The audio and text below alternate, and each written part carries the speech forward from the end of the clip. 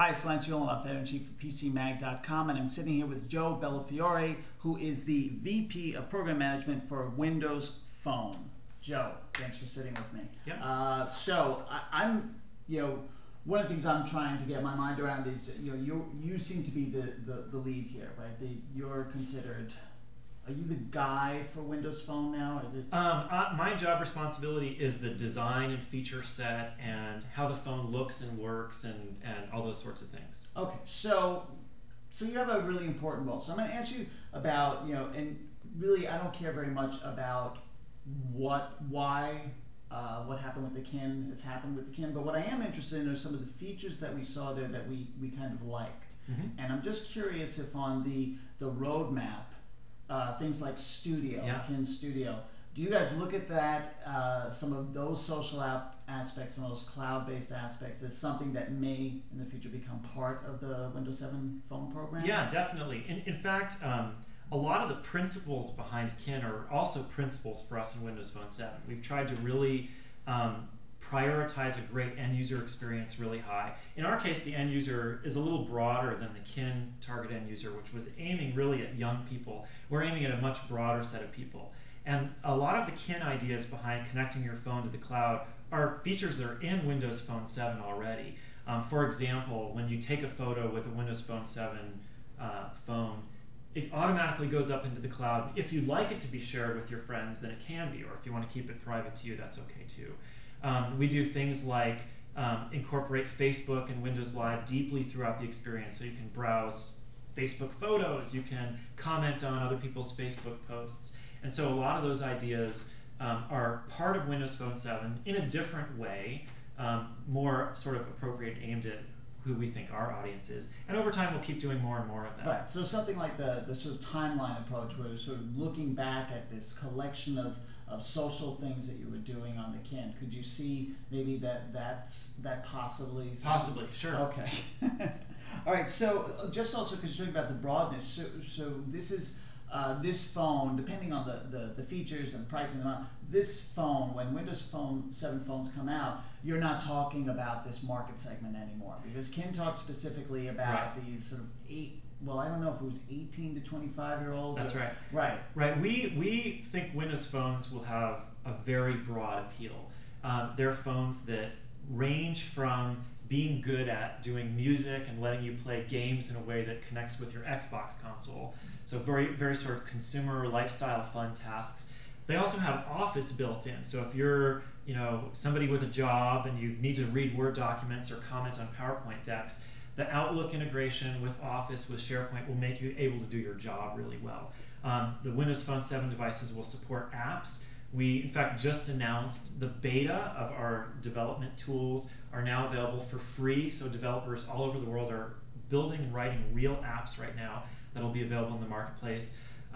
We have great support for all these scenarios, so we think it's going to be appealing to a very wide range of people. So let me ask, since you mentioned the developers, and in what way are you going to incent or really help excite developers about the idea of building great apps for the Windows Phone 7 platform? Actually, I'd say that there's a number of things we're doing. One is, it starts with really understanding and caring about developers and what they need and giving them great tools. We're super excited about the tools solution and the runtimes that we have with Windows Phone 7. The range, again, here is pretty broad.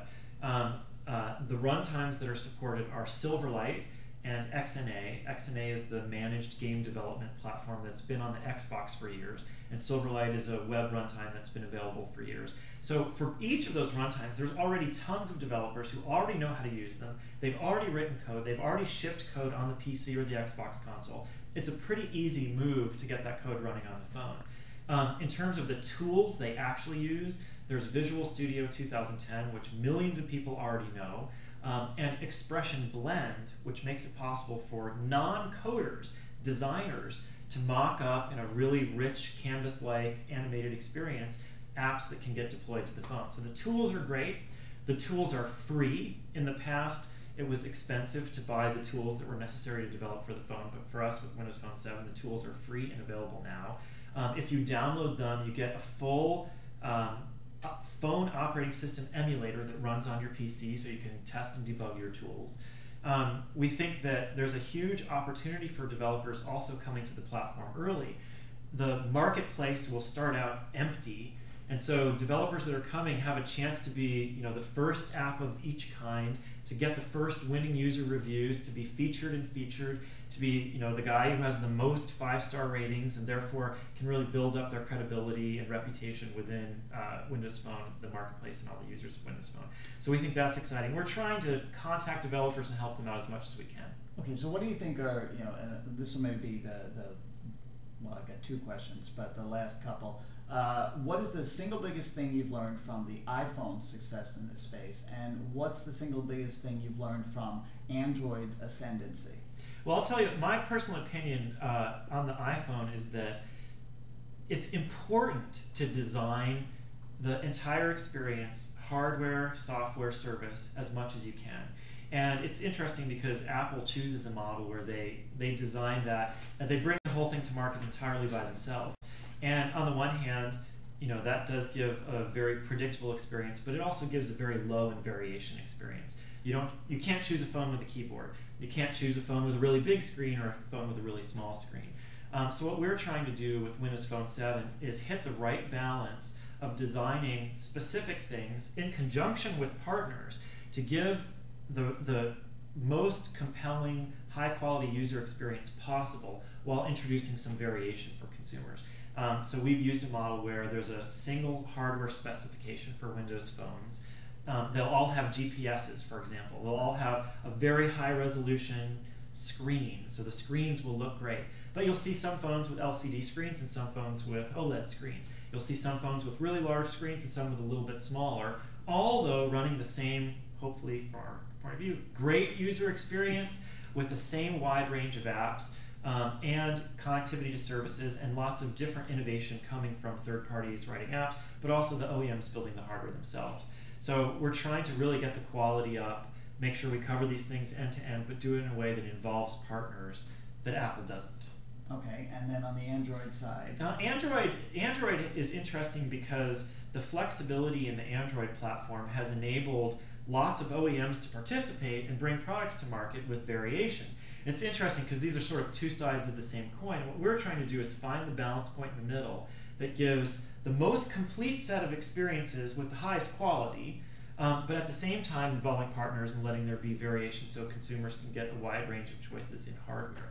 I think that Android has certainly created a situation where lots of hardware vendors are building phones and you're seeing lots of choice come to market. So that's the part of the Android story that we hope to capture with Windows Phone 7. Okay, and the last question, which you may not be able to answer, is when exactly will I see the first Windows 7 phone on the market? Oh, that'll be this fall in time for the holiday. That vague sort of thing. All right, well, thank you very much. I appreciate it. Yeah, you're welcome. Excellent. Thanks. It's Lance Ulanoff, Editor-in-Chief of PCMag.com, signing off.